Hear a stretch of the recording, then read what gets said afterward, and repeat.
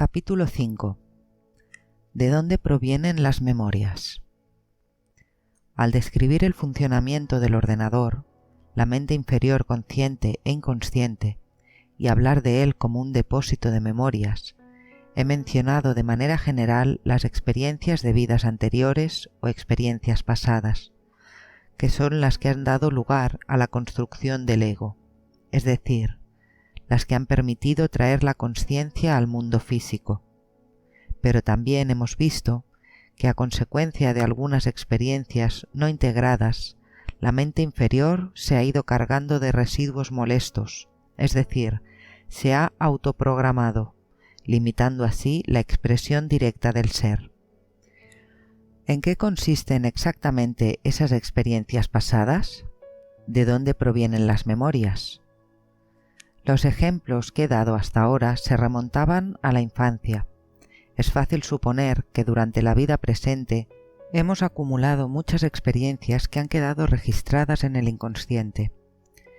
Pero cuando se trabaja con mayor profundidad, no queda más remedio que admitir que existe en el inconsciente un material que parece extraño a la vida actual, que existen otras fuentes de memorias.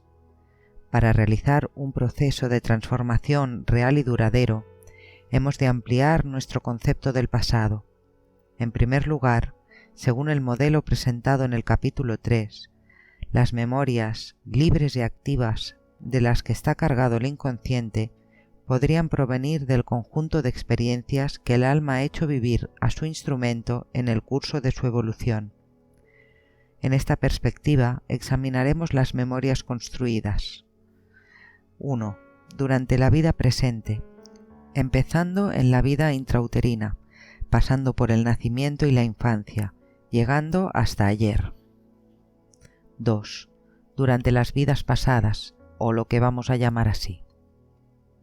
Además, tras muchos años de trabajo con numerosas personas, mis observaciones me llevan a considerar que el inconsciente podría estar cargado con factores de otros dos tipos, es decir, procedentes de la estirpe de los antepasados. Parece que el alma también busca material en los antepasados que ha escogido para la experiencia de una personalidad en una vida concreta. Y el inconsciente colectivo. El ser humano, aunque se haya individualizado, en esencia no está separado de los demás, y eso también condiciona el contenido de sus memorias. Las experiencias de la vida presente. Las experiencias de la vida presente abarcan todo el pasado de la vida actual, desde la vida intrauterina, pasando por el nacimiento y la infancia, hasta los últimos minutos que acaban de transcurrir. La infancia. Se sabe desde hace ya mucho tiempo que las condiciones de la infancia influyen en el comportamiento del individuo. Incluso lo acepta la psicología más convencional. En el mundo occidental, Freud fue el pionero en ese campo, pero por sofisticado que parezca su enfoque, no deja de ser muy limitado, y hoy en día ha sido superado con creces por los múltiples descubrimientos sobre el contenido del inconsciente que han tenido lugar a lo largo de este siglo. De modo que ahora podemos analizar la dinámica del inconsciente con mayor precisión y profundidad, sin que eso sea necesariamente complicado. Sin embargo, incluso reconociendo la influencia de las condiciones de la infancia en el comportamiento del individuo, la observación pura y simple nos lleva a constatar que el ser humano no es un mecanismo que reacciona de forma previsible y automática a esas condiciones. Si las circunstancias de la infancia fueran el único condicionante del comportamiento del individuo, tendríamos que hacernos al menos dos preguntas. 1. ¿Cómo es posible que dos niños educados en las mismas condiciones puedan tener conductas radicalmente distintas? Cualquiera de nosotros tiene múltiples ejemplos a su alrededor. 2. ¿Por qué algunos niños nacen en condiciones muy favorables y en cambio otros nacen en condiciones muy desfavorables? ¿El azar? Respuesta fácil, pero insatisfactoria. pues no hace más que expresar la ignorancia de las leyes. El mismo Einstein dijo que el azar es el camino que toma Dios cuando quiere viajar de incógnito. Se han hecho otras muchas observaciones sobre el comportamiento humano, que no se justifican simplemente por las condiciones exteriores de la infancia. Si bien es cierto, por ejemplo, que el padre de Mozart era músico, no todos los hijos de músicos son otros tantos Mozart. Así que tendremos que ampliar la perspectiva, y esto bajo diferentes aspectos. El nacimiento y la vida intrauterina. Aparte de las condiciones de la infancia que han sido ampliamente estudiadas tanto por la psicología convencional como por otros enfoques alternativos, hay que considerar otros factores. Por ejemplo, en la actualidad es bien sabido que las condiciones del nacimiento y de la vida intrauterina tienen un impacto decisivo en el comportamiento de los individuos. Otto Rank, psiquiatra, discípulo disidente de Freud, fue uno de los primeros en hablar del traumatismo del nacimiento.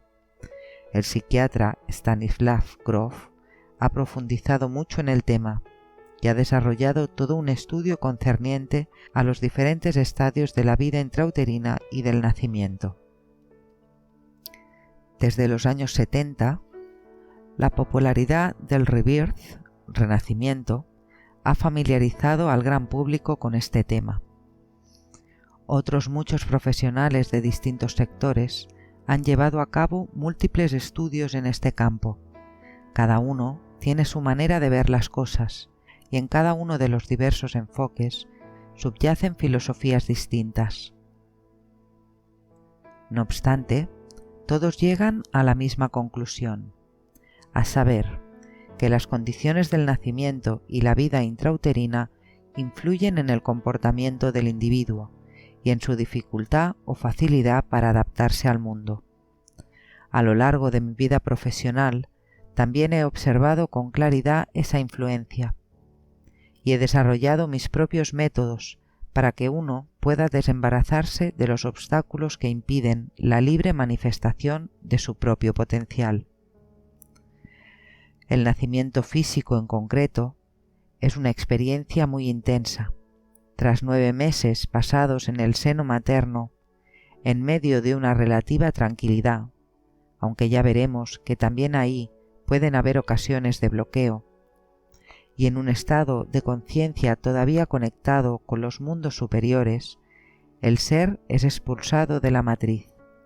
Pues bien, el niño que va a nacer no es ni mucho menos inconsciente, como supone el enfoque materialista, sino que, por el contrario, es hipersensible.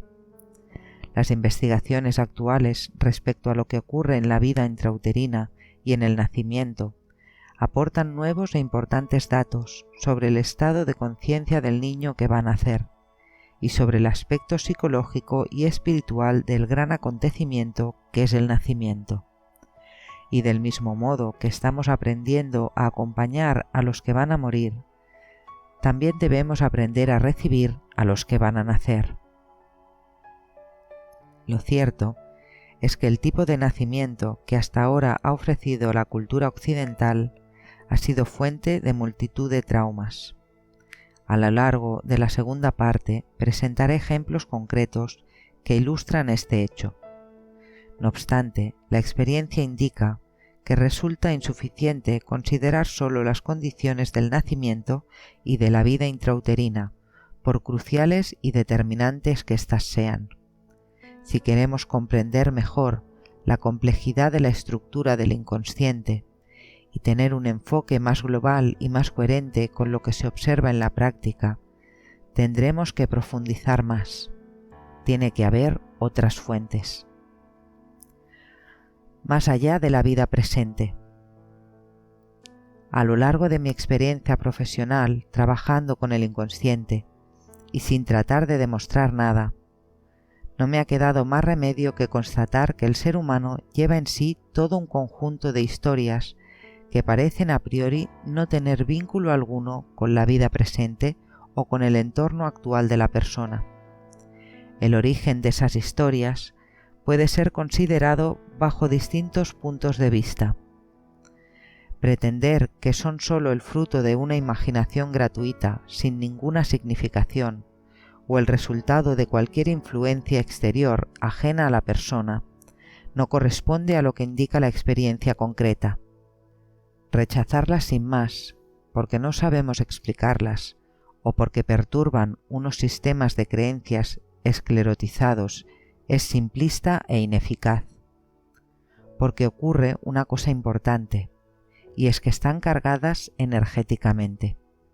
Cuando se entra en contacto con ellas, suscitan determinadas emociones y algunas reacciones físicas muy concretas. No se puede ignorar la riqueza, la variedad y la resonancia de esas historias. Y no soy yo la única que lo ha observado, ni mucho menos. A lo largo de mis 25 años de estudio y experiencia con miles de casos. Lo más interesante de todo es que cuando se toman en consideración esas memorias y se las desactiva, se consiguen sanaciones físicas evidentes y duraderas, y se obtienen liberaciones psicológicas que causan una diferencia significativa y muy positiva en la vida cotidiana. ¿No es eso, en definitiva, lo que nos interesa? El origen de esas historias cargadas energéticamente parece encontrarse en 3 niveles: en las vidas pasadas personales, en la estirpe de los antepasados y en el inconsciente colectivo. El estudio de cualquiera de las 3 categorías es muy interesante. Quiero hacer hincapié en el hecho de que en lo que concierne a la sanación, es decir, a la liberación de la influencia de esas memorias, todas esas experiencias pueden ser tratadas de la misma forma. Que provengan de auténticas vidas pasadas, personales o de un inconsciente colectivo cualquiera, no importa en definitiva. Lo importante es que, según se observa, esas memorias son activas cualquiera que sea su origen, y si se quiere entrar de nuevo en contacto con el alma, habrá que encontrar el medio de desactivarlas. Las memorias procedentes de vidas pasadas. Consideremos para empezar la perspectiva de vidas anteriores personales. Si nos apoyamos en el modelo esotérico presentado en el capítulo 3, parece coherente que en el transcurso de vidas pasadas se hayan ido acumulando no solo conocimientos, sino también desechos psíquicos, por lo que tratar las historias que se derivan de ellos como si procedieran de vidas pasadas de la persona no presenta ningún inconveniente, si no es para la mente inferior, que tiene sus propios puntos de vista. Se trata solo de estar alerta, como he dicho antes, para evitar que el ego se apropie de esa perspectiva y siga alimentando con ello una continua ilusión. He aquí 2 ejemplos de sanación entre otros miles que he escuchado en la práctica de mi profesión. Martín es una chica muy guapa, tiene unos 30 años. En su vida funciona todo bien, excepto sus relaciones amorosas. Ha intentado en 3 ocasiones establecer una relación seria con un hombre, y cada vez se produce el mismo escenario. En cuanto su compromiso empieza a formalizarse, siente una gran inquietud, un gran estrés y muchísimo miedo. Quisiera que su pareja estuviera siempre a su lado. En cuanto se marcha, aunque solo vaya a estar ausente durante unas horas, se siente muy triste y desgraciada, y ansía su regreso. Sus compañeros se han cansado de su ansiedad permanente y de sus exigencias. Acababa de emprender un proceso de interiorización para liberarse de esa dependencia, cuando empezó una nueva relación con un hombre que vivía en Inglaterra. Se habían encontrado en París y se veían con regularidad cuando él iba a Francia en viaje de negocios. Para Martín, la separación resultaba cada vez más penosa. Aprovechando unos días de vacaciones, decidió ir a casa de su amigo, que vivía en un hermoso lugar de la campiña inglesa, a 2 horas de Londres, y que se alegró mucho de su visita. Al día siguiente de su llegada, la llevó a dar una vuelta por los alrededores, y llegaron hasta un viejo molino, que era el orgullo del lugar. Cuando Martín entró, se sintió de pronto muy mal, sin saber por qué. Estuvo incluso a punto de desmayarse. Su amigo la llevó de inmediato a casa, la ayudó a tenderse en el sofá y encendió la chimenea.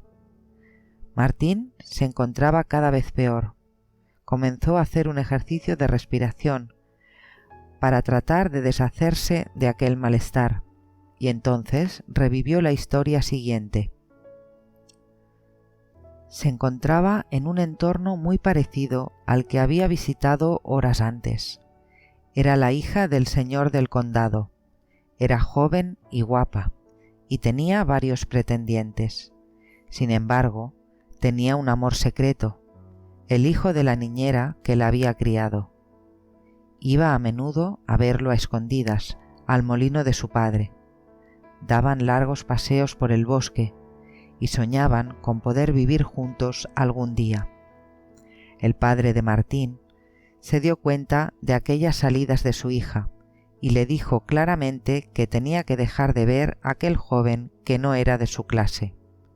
Siendo niños, no tenía importancia que fueran amigos, pero siendo ya una joven casadera, debía hacer honor a su título de heredera del condado.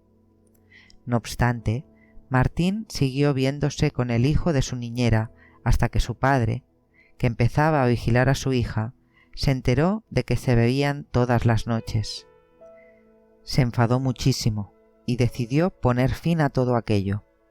Tenía un amigo, capitán de barco, que iba a partir hacia los mares del sur y estaba buscando hombres para completar su tripulación. Se las arregló para que el joven amigo de su hija subiera al barco y no pudiera bajar hasta que levaron anclas para dirigirse hacia alta mar. Aquella noche, Martín esperó a su amigo, que no acudió a la cita. Al día siguiente preguntó por él, pero nadie lo había visto. Cada vez más inquieta, lo buscó por todas partes. Fue al molino de su padre y acabó por enterarse de que su amado se había marchado en un barco.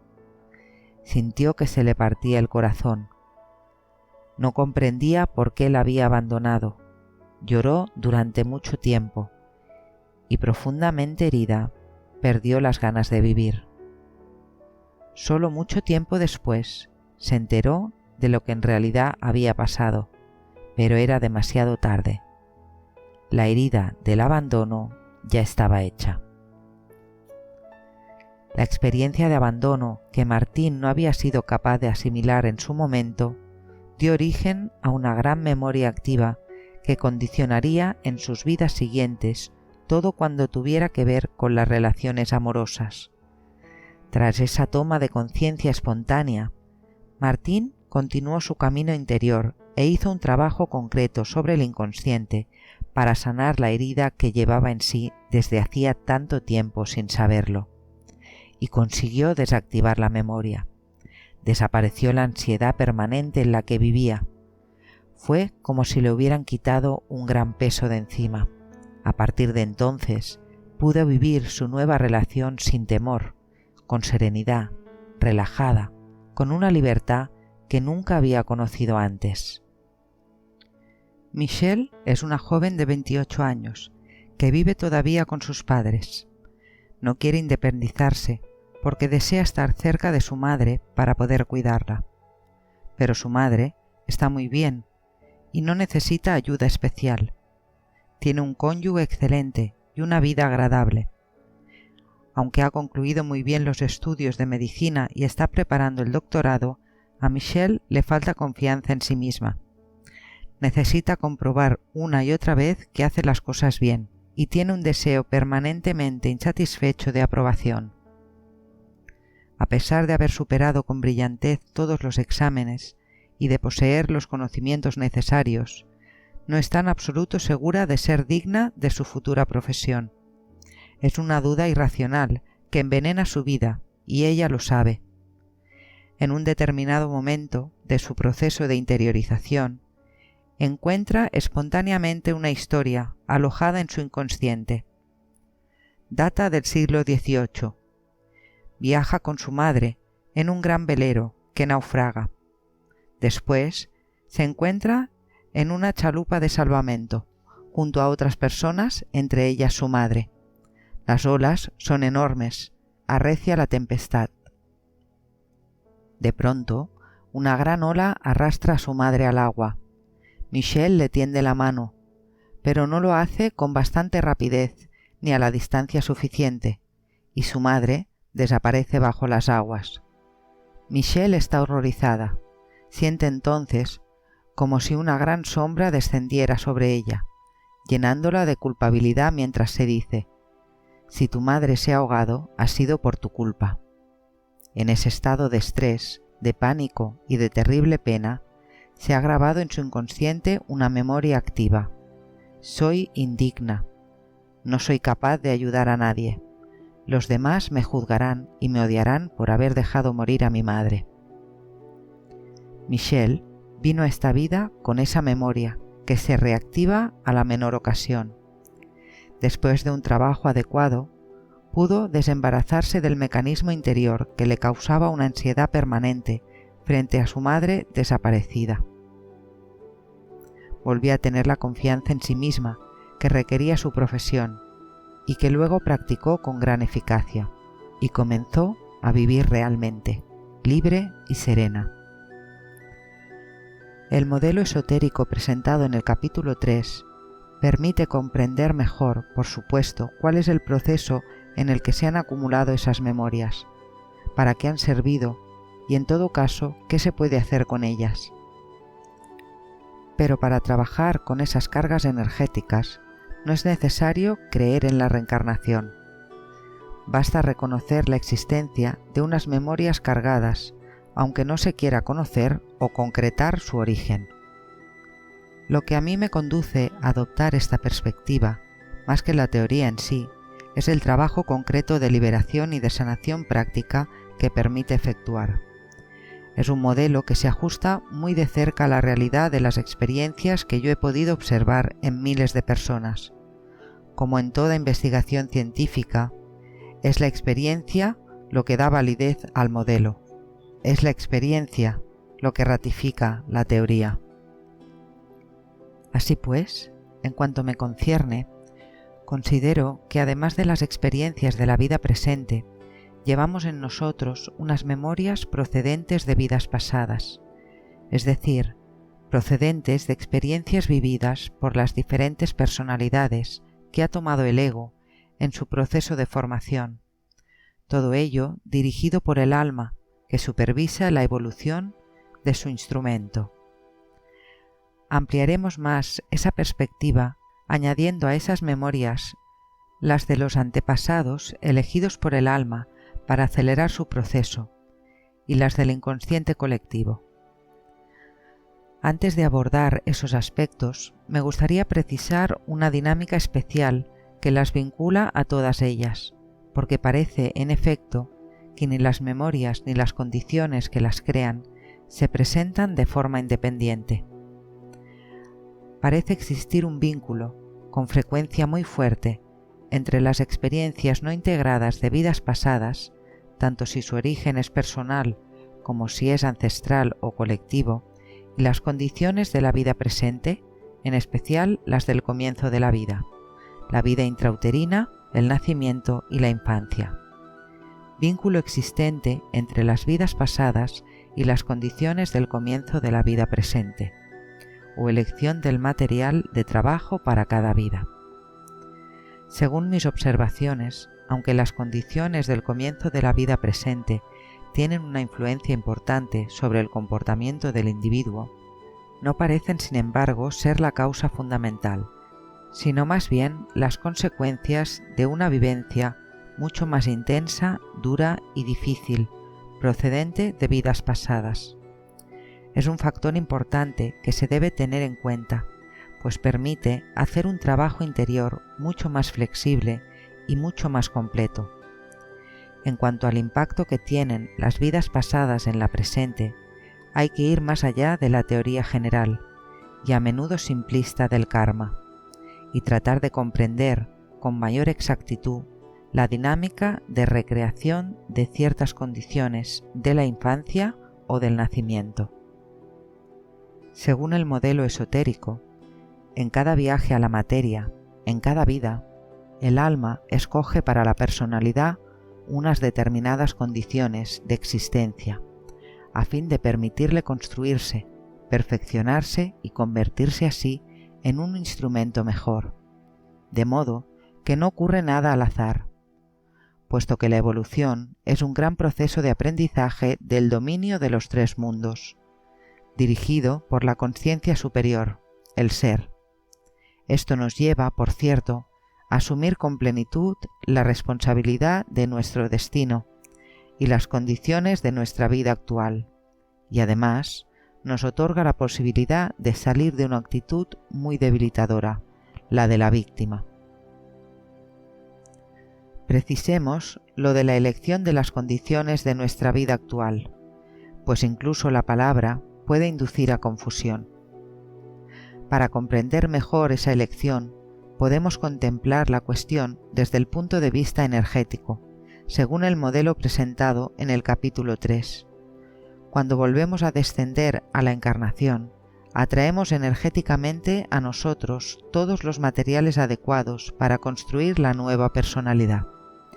En particular, durante la constitución de la mente inferior y del cuerpo emocional, atraemos determinadas memorias activas que forman parte de nuestro bagaje y sobre las que podremos trabajar en esa encarnación.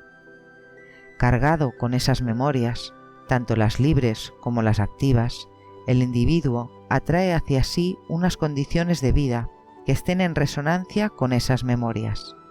Esa resonancia no está ahí por casualidad o para hacernos revivir indefinidamente las mismas dificultades, todo lo contrario.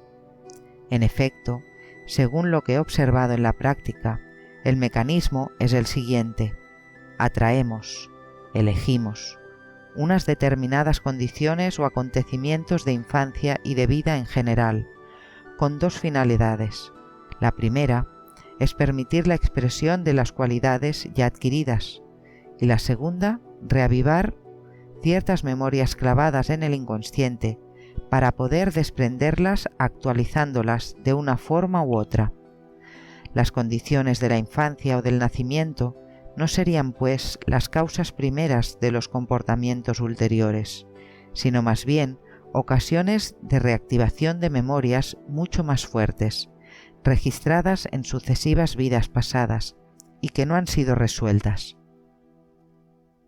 Luego, la personalidad del ser humano tiene la posibilidad de hacer con esas condiciones lo que quiera. Deseo subrayar un hecho interesante que dejo a la reflexión del lector, y es que el proceso de evolución, al parecer, no es lineal, sino que tiene lugar según una dinámica en espiral. Por eso, se observan situaciones en apariencia recurrentes en una vida dada o en un conjunto de vidas. Ese tipo de proceso se encuentra en todos los niveles y en todos los fenómenos de la naturaleza. Provienen de una resonancia, de un eco, de una repetición de lecciones de las que hay que tomar conciencia, es decir, que hay que aprender, para que pueda proseguir el proceso de evolución. Es un poco como en el colegio. Se repasa lo que se ha aprendido para integrarlo mejor, a fin de poder asimilar después nuevos conocimientos. En cada vida se revisa lo que se sabe y se adquieren experiencias nuevas. Se ha observado en particular que se reproducen con frecuencia las condiciones de nacimiento que reactivan las experiencias de una muerte anterior traumática, no necesariamente de la vida precedente, pues el tiempo no existe en el alma. Un ejemplo clásico es el de la persona que nace con el cordón umbilical alrededor del cuello. En ese caso, encontramos a menudo una historia que acaba con muerte por ahorcamiento. El ser humano medio no está todavía lo suficientemente desarrollado para aceptar una muerte así con serenidad absoluta. De modo que en ese momento se crea una carga muy fuerte, tanto en lo físico, el mecanismo de supervivencia resiste al máximo, como en lo emocional, porque para terminar así tienen que haber pasado antes cosas muy desagradables. En el momento del ahorcamiento, toda la personalidad se tensa, con un gran estrés de resistencia, y se graba una memoria activa, que será reactivada en el curso de otra vida, en el momento en que el alma lo juzgue oportuno, para dar a la personalidad la posibilidad de integrarla. Durante una muerte traumática, la marca es muy profunda, pues se trata de la supervivencia física, y además, porque ya no hay posibilidad de desprenderse de ella, puesto que el cuerpo desaparece. Por eso, es por lo que todos arrastramos, junto con nuestras experiencias de vida, positivas y negativas, los traumas de muertes violentas, y todos hemos vivido algunas. Para tener la posibilidad de liberarnos de ellos, tendremos que actualizarlos, bien en el momento del nacimiento, bien en un determinado momento de la vida física. El nacimiento, en particular, es un momento de gran importancia en cuanto a la reactivación de memorias, porque el niño, que se encuentra en un estado de gran vulnerabilidad física y psíquica, está sometido en general a condiciones más bien difíciles. Citaré solo algunos ejemplos. El pasaje por el cuello uterino puede reactivar memorias de asfixia o de impotencia o de muertes por enterramiento, la utilización de fórceps, memorias de agresiones físicas, el envío inmediato a la incubadora, practicado sobre todo en América del Norte, memorias de abandono. Muchas de las condiciones de nacimiento que han sido corrientes desde hace algunas décadas han reactivado todo tipo de traumas ligados a la supervivencia física y a la muerte. Describiré con mayor precisión sus efectos en el capítulo dedicado a las grandes estructuras del inconsciente. Lo mismo podría decirse al respecto de las dificultades de la vida intrauterina. Hablo de acontecimientos correspondientes al nacimiento o a los primeros años de la vida, porque es en ese momento cuando la personalidad es más maleable y cuando se sientan las bases de su construcción. Pero es evidente que las circunstancias que reactivan antiguas memorias, personales, ancestrales o colectivas, surgen en cualquier momento de la vida, dándole al individuo la posibilidad de integrarlas según su nivel de conciencia. La historia siguiente nos muestra un ejemplo concreto de reactivación en la infancia de las condiciones de vidas pasadas, con impacto en la vida adulta. Luis es ebanista. Su vida podría ser agradable, si no fuera porque vive en un estado permanente de estrés y de fatiga, que le hace muy penosa la existencia, y también la de sus allegados. Sin embargo, le encanta su trabajo, es muy creativo, pero cada mueble, cada objeto que hace, se convierte enseguida en una fuente de tensión. Le resulta inevitable trabajar con estrés, lo que evidentemente agota enseguida su energía, y no comprende por qué. Es cierto que a veces recibe encargos urgentes, pero en general el trabajo no es apremiante. Algunas veces se queda sin energía, sin razón aparente, y es incapaz de trabajar.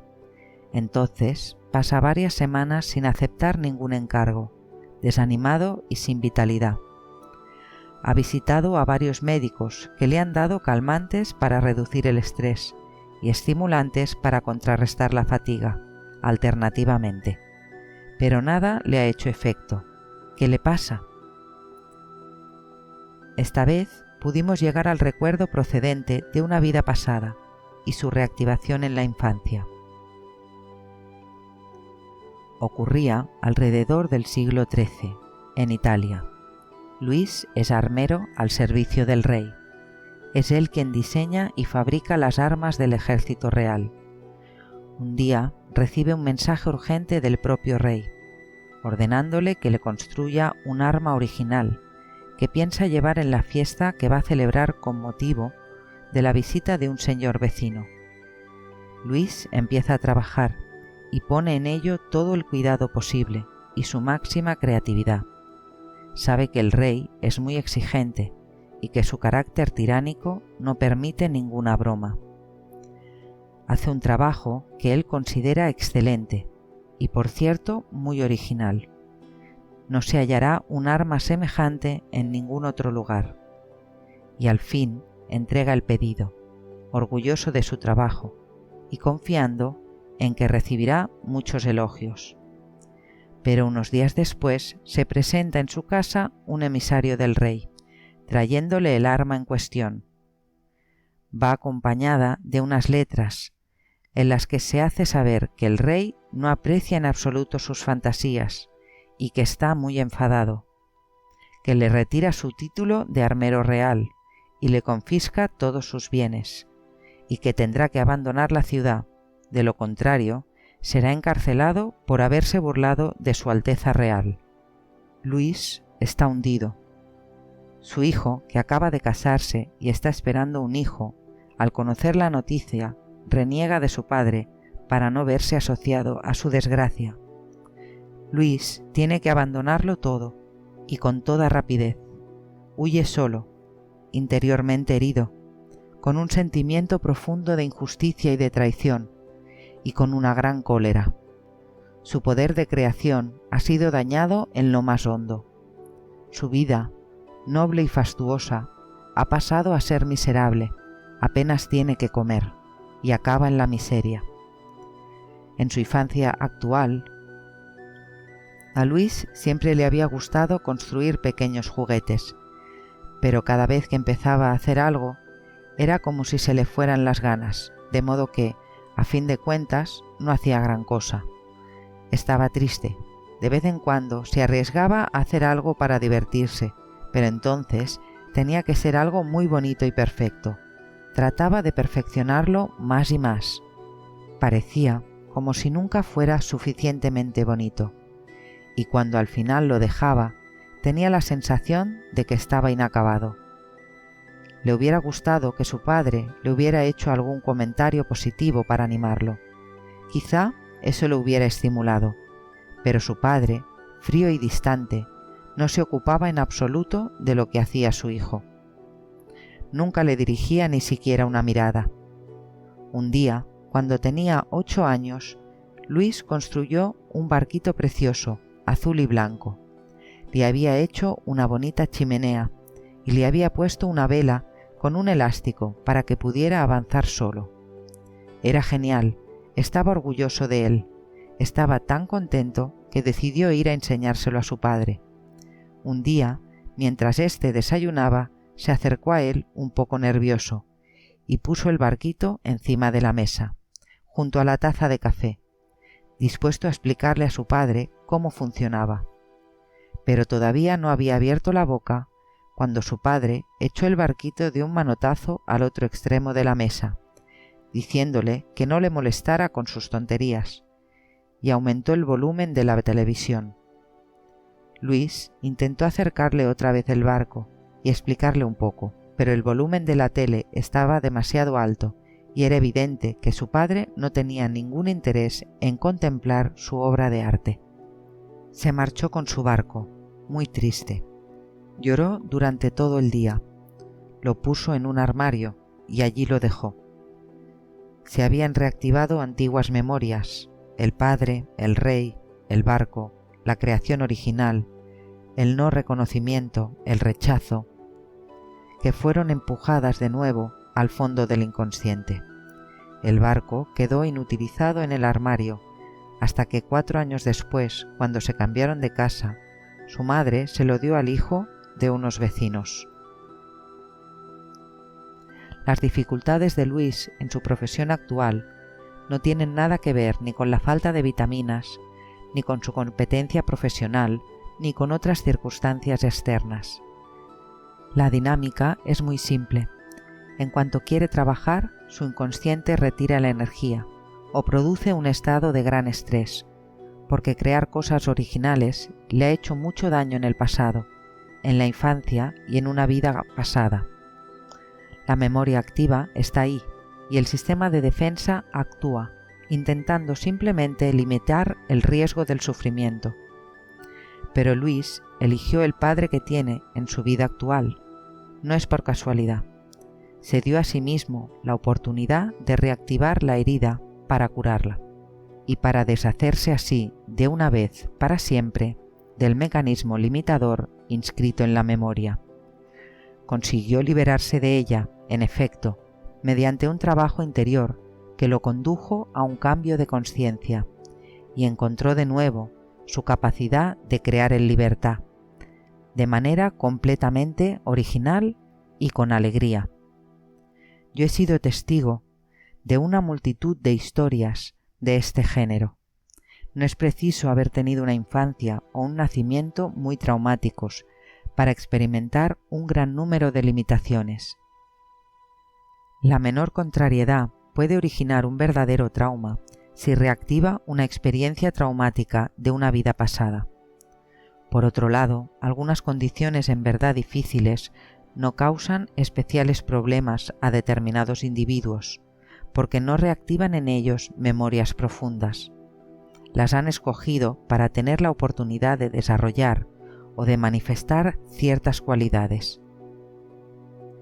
Eso explica, al menos en parte, por qué unos niños que han sido educados en condiciones análogas se comportan de manera muy distinta. Depende del bagaje que cada ser lleve consigo, lo que hará reaccionar a las condiciones externas de una forma u otra. La reacción a las condiciones de la infancia depende del grado de evolución de la persona, de la proporción de memorias libres y activas. Conocemos muchos casos de niños que han crecido en condiciones horrorosas y que al convertirse en adultos son personas generosas y dedicadas al servicio del prójimo. También sabemos de niños educados entre algodones o en las mejores condiciones posibles que se hunden a la menor dificultad. Explicarlo todo por la genética no resulta satisfactorio. Según mi perspectiva, el niño llegaría al mundo con un bagaje evolutivo y un programa que determinaría su forma de hacer frente a la vida y a las condiciones que su alma hubiera elegido, incluyendo las condiciones genéticas. He aquí un testimonio que describe muy bien esa aparente contradicción entre dos condiciones de infancia muy distintas y los comportamientos que se derivan de ellas. El doctor E. James Anthony es psiquiatra, director del Departamento de Psicoterapia Infantil en Chestnut Lodge y profesor de la Universidad de Washington en St. Louis, en el estado de Missouri. En el curso de una entrevista, describe dos casos que ilustran, según él, dos tipos muy distintos de comportamiento que encuentra en su trabajo. El primer caso que cita es el siguiente. Era una niña preciosa, inteligente, bien educada, mimada por sus padres, personas cultas, de elevada posición social, adulada por sus compañeros y profesores. Era una niña perfecta, siempre la primera de la clase, el ejemplo que debían imitar los demás. Un día, un compañero consigue hacerle echar una bola de nieve a una ventana del colegio, y el muy pillo lo comunica de inmediato al director. Muy sorprendido, este la hace entrar en su despacho y le pregunta con dulzura por qué lo ha hecho. La niña se deja caer al suelo hecha un ovillo y se pone a temblar, a llorar y a gritar. El director intenta tranquilizarla, pero al no conseguirlo la manda a casa. Allí continúa la crisis. La niña pierde literalmente contacto con la realidad, de modo que los padres la llevan al servicio del hospital en el que yo trabajo. Al día siguiente voy a verla. Su comportamiento es muy extraño. Le hablo con amabilidad, con buen humor, pero ella se muestra agresiva, amenazadora. No quiere hablar de sí misma. Me dice: «Su hospital es peligroso. Aquí no hay escalera de emergencia». Le explico que la zona en la que ella está no la necesita. Poco a poco, a medida que van pasando los días, parece recobrar de nuevo el equilibrio. 2 años después, nueva recaída, esta vez a propósito de un pequeño grano que le había salido en la mejilla. Según ella, ese granito es el signo de una enfermedad mortal. Una vez más, consigue salir de su estado de crisis. A los pocos meses, nueva recaída. Al fin, tengo que explicar a los padres que su hija está gravemente enferma y que deben internarla en una institución. He aquí una niña que, a pesar de tener unos padres afectuosos y solícitos, hasta el punto de haberle querido evitar las inevitables dificultades de la vida, no ha podido resistir los más pequeños contratiempos. Esa niña no ha necesitado condiciones dramáticas para entrar en contacto con memorias activas muy dolorosas. Evidentemente, es lo que parece haber ocurrido. Desde mi punto de vista, no considero que la persona esté enferma. No hace más que reaccionar ante unas condiciones que reactivan determinadas circunstancias muy traumáticas de vidas pasadas. Para curar este tipo de comportamiento que parece aberrante, basta trabajar sobre el inconsciente, a fin de liberar la memoria inscrita en él, una memoria que actúa según la dinámica descrita con anterioridad. Resulta interesante constatar que, según las propias palabras del médico, la niña pierde contacto con la realidad. Claro, está reviviendo un recuerdo fuera del tiempo actual. Según lo que yo he podido observar, en casos semejantes, es posible que, por ejemplo, cuando la niña fue convocada al despacho del director, eso reactivara una memoria del tipo de pasar ante un tribunal que la condenó a torturas, o a la prisión en condiciones terribles, o a una muerte violenta. Además, si dice que el hospital es peligroso porque no tiene escalera de emergencias, no creo que eso sea una locura gratuita. Sabe muy bien lo que dice en la realidad pasada, que está proyectando sobre el presente. Es muy probable que se haya encontrado en el pasado en una situación terrible, aprisionada en un lugar del que no podía escapar por no haber escalera. Todo esto parece insensato desde un punto de vista racional estrecho, pero es muy coherente cuando se contempla desde la óptica de las memorias activas. Este es un ejemplo extremo, pero todos llevamos en nosotros memorias de ese tipo, quizá menos cargadas energéticamente, quizá mejor integradas, pero que no obstante originan comportamientos aberrantes y son fuente de muchas limitaciones y sufrimientos. Tal vez son menos espectaculares e inducen a unos comportamientos más aceptables socialmente, en la medida en que son aceptables los comportamientos descritos en el capítulo 2, pero la dinámica es la misma. Por otro lado, el Dr. Anthony continúa: me ha impresionado constatar la ausencia de trastornos en niños que viven en ambientes lamentables y sufren algunas experiencias horrorosas. Y como todos los investigadores que se han interesado por el tema, he intentado descubrir lo que caracteriza a esos niños invulnerables. Se encuentran a gusto en sociedad y hacen que los demás también se encuentren a gusto. Son amables, apreciados por sus compañeros.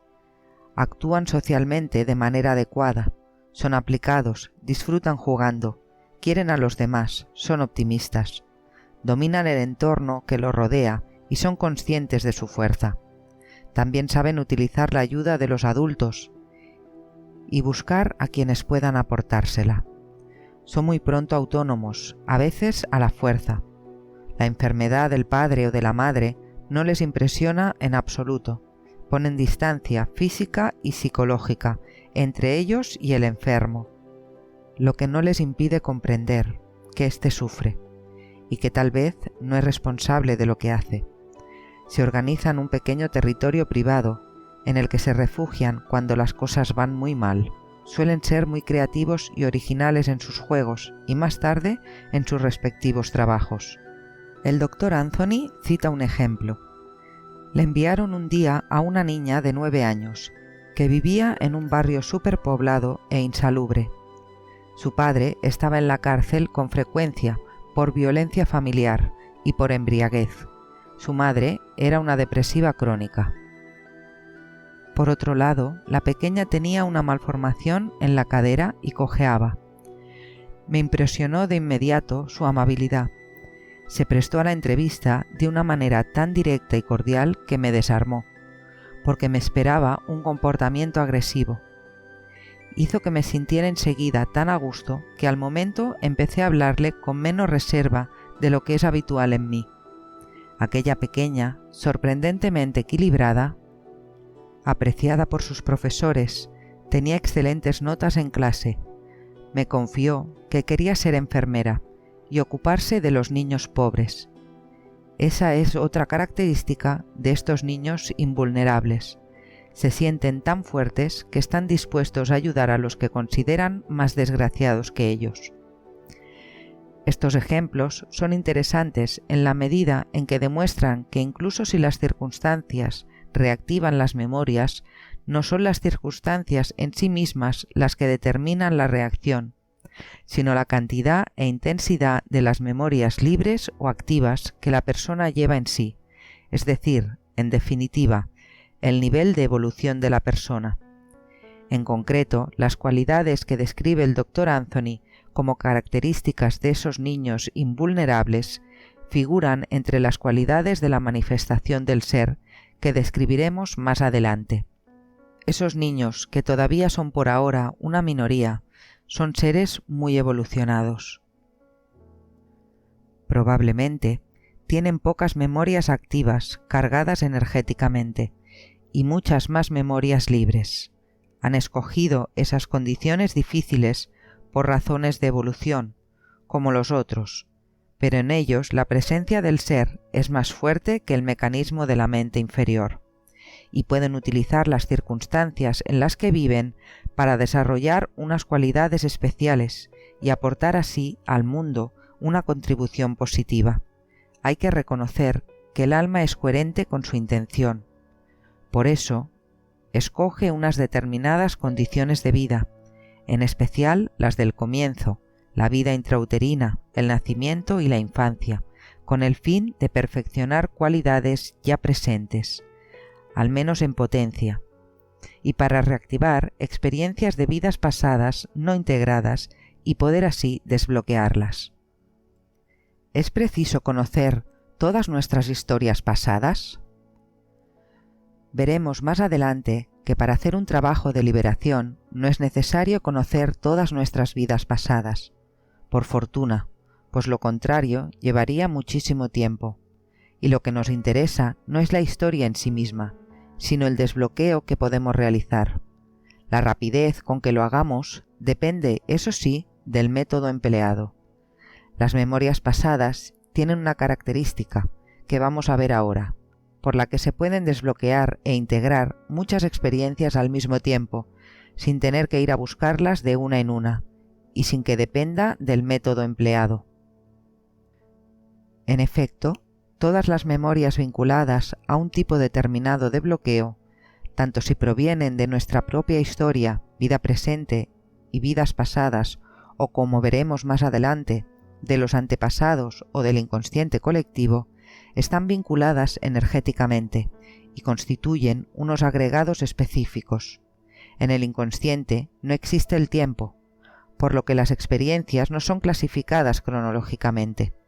Podríamos decir más bien que son clasificadas en categorías de bloqueo, es decir, por similitud de energía. Para el inconsciente, todas las memorias vinculadas a un mecanismo específico de defensa son idénticas. Por ejemplo, todo lo que está registrado bajo la rúbrica abandono es como si fuera lo mismo, y está ligado energéticamente, cualquiera que sea el momento en que aquello se ha vivido o revivido. En consecuencia, si se trabaja para desalojar una memoria específica de la infancia, por ejemplo, o de una determinada vida pasada, se alcanza energéticamente toda una cadena de memorias, y es como si se tirara del hilo energético que las vincula a todas, y el conjunto puede deshacerse con relativa rapidez. Es por eso, por lo que el trabajo realizado sobre los traumas o bloqueos de la infancia, y sobre todo del nacimiento, que es un acontecimiento muy cargado energéticamente, permite hacer una buena desactivación. Y a la inversa, liberar una memoria activa de una vida pasada puede muy bien deshacer bloqueos recreados en el nacimiento o en la vida actual. La cadena de memorias puede ser desactivada sin necesidad de revivir todas las memorias llamadas ancestrales.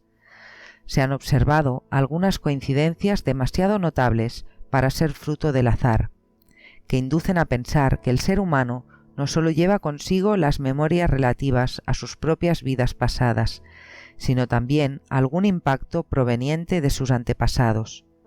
Se han realizado muchos estudios en ese aspecto y existen buenos libros que puede consultar el que quiera profundizar en el tema.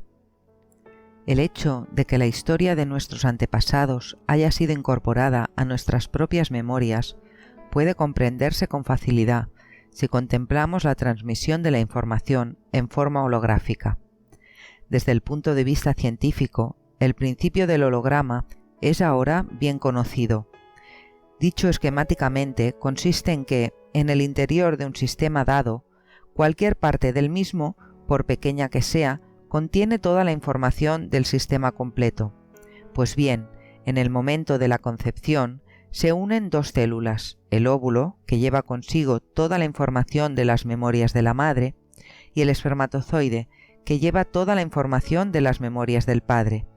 Y así es como, al parecer, somos depositarios de memorias que no corresponden necesariamente a acontecimientos vividos o experimentados por nosotros directamente, pero que, no por ello, están menos presentes en nuestro sistema, pudiendo incluso ser muy activas. Es decir, que el ser no lo programa todo de manera individual, sino que también puede servirse de la estirpe de los antepasados que ha elegido para una vida determinada, para tener más material a su disposición y acelerar así el proceso de evolución. Como todos sabemos, los hijos de unos mismos padres no son seres idénticos, ni mucho menos. ¿De qué depende el impacto y la actividad de las memorias transmitidas por los padres? La elección de los padres está dirigida por la sabiduría del alma, que en función de su plan personal elige al mismo tiempo las memorias que se adjuntarán al ser que llega a la encarnación. Si el ser se encarna para manifestar determinadas cualidades, elegirá unos antepasados que faciliten esa expresión. Si tiene que trabajar sobre determinados traumas, elegirá unos antepasados en resonancia con ese tipo de traumas. Es decir, que no es que el ser esté sometido a la historia de sus antepasados, sino que ha decidido tomar material en la historia de la familia en cuyo seno ha decidido encarnarse para enriquecer más su experiencia. Después, utilizará ese material en resonancia con su propia historia y se servirá de esas memorias según el grado de consciencia que haya alcanzado. Y o bien las transformará de inmediato si la persona está muy evolucionada, en cuyo caso, a causa del vínculo energético, los antepasados se verán también liberados y la memoria ya no se transmitirá a la descendencia, o bien las trabajará si la persona es suficientemente consciente para transformarlas, o bien repetirá inconscientemente el escenario si la persona no está muy desarrollada. En el primer caso será una ocasión de servicio. En el segundo, una ocasión para trabajar sobre el control de los mecanismos del ego, y si lo consigue, también de servicio. Y en el tercer caso, una ocasión de experiencia que llevará primero a reforzar las memorias, y después, solo después, a una toma de conciencia que permita su desalojo. Por eso, es por lo que las reacciones a las memorias ancestrales que cada ser recibe al comienzo de una vida dada pueden ser muy distintas de un hijo a otro.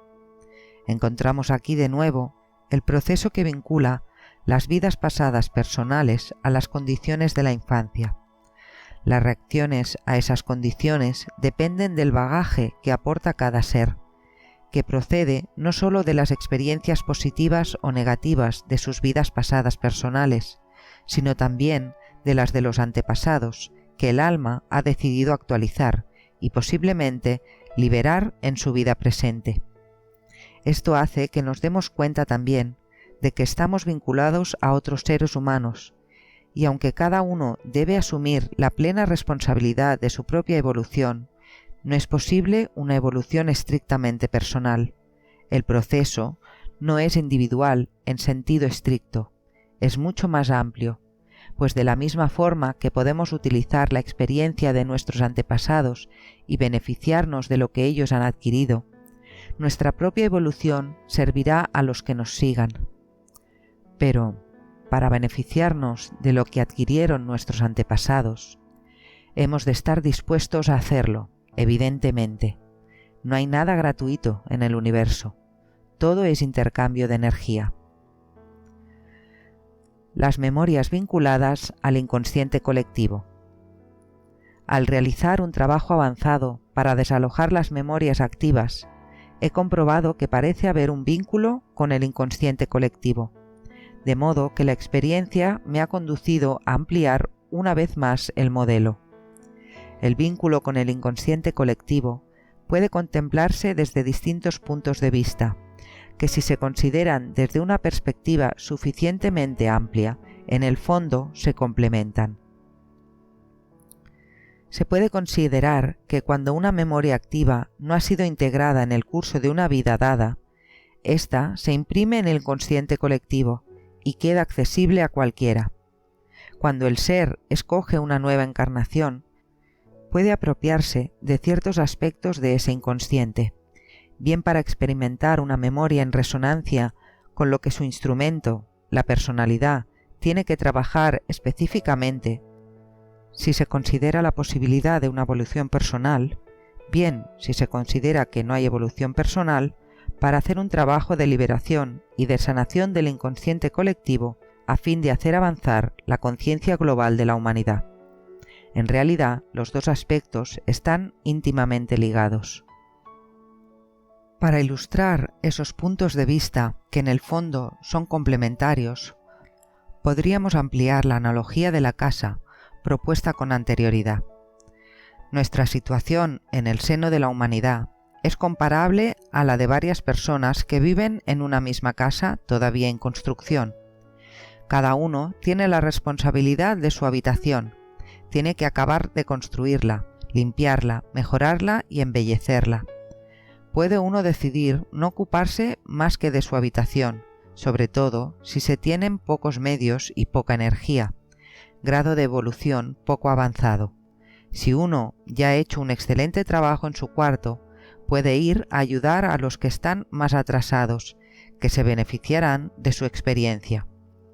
Incluso puede hacerles un poco de limpieza, para que vean cómo ha de hacerse. Pero no puede hacer todo el trabajo en su lugar, porque la instalación de la habitación de cada uno debe ser la ocasión de expresar su propia originalidad y de aportar su contribución a la belleza general. Además, aparte de las habitaciones individuales, también hay lugares colectivos, la cocina, el salón y el cuarto de baño, que pertenecen a todo el mundo. Quien ha hecho cada cosa, quien la ha ensuciado, no es importante. Cada uno construye, limpia, embellece en función de su energía, de sus competencias, de su amor, en función de su grado de evolución. Es posible que así ocurra en la gran casa que es la conciencia de la humanidad. Yo he constatado, por propia experiencia, que en efecto, cuando se desalojan suficientes memorias personales, se encuentra en el fondo del inconsciente toda la historia de la humanidad. Se puede entonces entrar en contacto con unas memorias que no nos pertenecen individualmente, pero que resuenan en lo más profundo de nuestro ser, porque todos formamos parte de una gran familia humana. El trabajo de sanación que se efectúe en ese momento concierne a la sanación del inconsciente colectivo, y de esa forma podemos rendir un gran servicio a la humanidad. Accedemos así a un aspecto trascendente de nuestro ser, un aspecto que supera en mucho nuestra personalidad presente. A nadie sorprenderá, pues, que reconsideremos el modelo presentado en el capítulo 3. Al principio, seríamos una chispa divina, de modo que nuestra conciencia contendría mucho más que la conciencia de una pequeña individualidad separada. Eso es lo que se experimenta, en efecto, en el curso de un camino avanzado de concienciación. Cuando se alcanzan ciertos grados de trascendencia bien conocidos en las tradiciones antiguas, es posible sentirse uno mismo como una parte mucho más amplia del universo que la de la simple personalidad. Por ejemplo, se puede entrar en contacto con la consciencia de todo un conjunto de seres humanos, todas las madres, todos los guerreros, toda una raza, o la conciencia de una parte del reino vegetal, de las flores, de los árboles, o mineral, de un planeta, de una galaxia o de un átomo, en realidad, de todo lo que existe en el universo. Hay cada vez más personas capaces de entrar en estos estados, llamados con frecuencia estados alterados de conciencia, que no son más que la expresión de una conciencia cada vez más amplia. Una expansión de conciencia que permitirá a los seres humanos en el futuro acceder a una fuente de conocimiento mayor y más directa, que los llevará a manifestar concretamente su poder en el mundo. No hablamos aquí de estados desconectados de la realidad ordinaria, consecuencia de un desequilibrio psíquico o inducidos por drogas. Hablamos de una expansión controlada que permite percibir la realidad de una manera más amplia, concreta e inteligente, y desarrollar así una acción mucho más eficaz, práctica y positiva en el mundo. Cuanto más evolucionado está un individuo, tanto menos depende del inconsciente colectivo, y en consecuencia, tanto más libre es, y con tanta mayor facilidad puede acceder a él conscientemente y aportarle la sanación. Pero también se da la paradoja siguiente. Cuanto más individualizado está un individuo, es decir, cuanto más avanzada está su evolución, tanto menos separado está de los demás, y tanto más en contacto está con el alma de toda la humanidad, y se encuentra menos retenido por las memorias personales que ha trascendido en el transcurso de su propio camino. Un discípulo de un gran maestro espiritual de la antigua India tuvo una visión que pasamos a relatar para ilustrar este punto. El maestro, un ser realizado, como los llaman en la tradición oriental, vivía en paz con sus discípulos en un ashram cuando su país fue invadido por unos bárbaros. Al llegar al ashram, derribaron las puertas y masacraron a toda la comunidad, incluso al maestro espiritual. Solo un discípulo que se escondió a tiempo pudo sobrevivir y presenciar la masacre, y gracias a su capacidad de percepción de las energías superiores, vio cómo los seres sutiles de cada uno de sus hermanos abandonaban sus respectivos cuerpos físicos y subían hacia la luz. Eso lo entristeció mucho. Después, atrajo su atención una visión muy especial. Su amado maestro acababa de morir y abandonaba su cuerpo, pero lo que vio no fue que los cuerpos sutiles de su maestro subieran hacia la luz, como los de los demás, sino que de él brotaba directamente una luz que se expandió por todo el espacio. El alma del maestro, que al parecer ya no tenía más karma que resolver ni más lecciones que aprender, partía a reunirse con el alma universal. Su conciencia ya no necesitaba una forma separada. Después de haber abandonado su forma física, que había tomado por amor y servicio a la humanidad, su conciencia volvía a adquirir su dimensión universal. Su individualidad se agrandaba hasta el punto de englobar a todas las demás y a todo el universo. Este breve relato nos recuerda que en definitiva somos todo el universo, estamos hechos de esencia divina, no estamos separados de nada ni de nadie, no somos nuestra pequeña personalidad. La separación es la ilusión en la que nos mantiene el ego durante algún tiempo, hasta que hayamos dominado por completo la materia, personal o colectivamente. En ese sentido, nuestro propio trabajo interior no está separado del de los demás.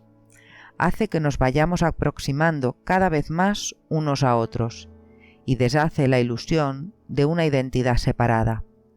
De modo que, mediante un trabajo interior consciente, no solo aceleramos nuestro propio proceso evolutivo, sino también el proceso evolutivo de otros seres, en particular el de nuestra descendencia y, en definitiva, el de toda la humanidad. Porque por encima de lo que pueda transmitir el vínculo físico de una simple célula, todos estamos vinculados energéticamente en el campo de la energía universal, según el principio de los campos morfogenéticos de información, que estudiaremos con más detalle en el capítulo 12, la evolución de la consciencia de cualquier individuo repercute en el conjunto de la humanidad. Cuando alguno de nosotros alcanza la iluminación, todos la compartimos. Sentencia budista. Y llegados a este punto, también nos damos cuenta de lo ilusoria que es la búsqueda de una liberación estrictamente personal. La humanidad, a cierto nivel, es una, y no podemos ignorar que formamos parte de un todo. Si lo ignoramos, es que el ego está aprovechando en su favor la búsqueda interior, y en lugar de aproximarnos a la luz del ser, nos estamos separando de ella. La plena liberación llega cuando el ego cesa de tratar de definirse, cuando el alma está en plena posesión de su vehículo. Entonces ya no existe la sensación de ser una identidad separada. Aparece naturalmente un inmenso amor por la humanidad y un deseo de servir, no a partir de una posición individual, sino de un sentimiento profundo de pertenencia, o más aún, de un sentimiento de identificación con la humanidad entera. La consciencia se ha ampliado hasta el punto de englobar la de toda la raza humana y la de todo el universo.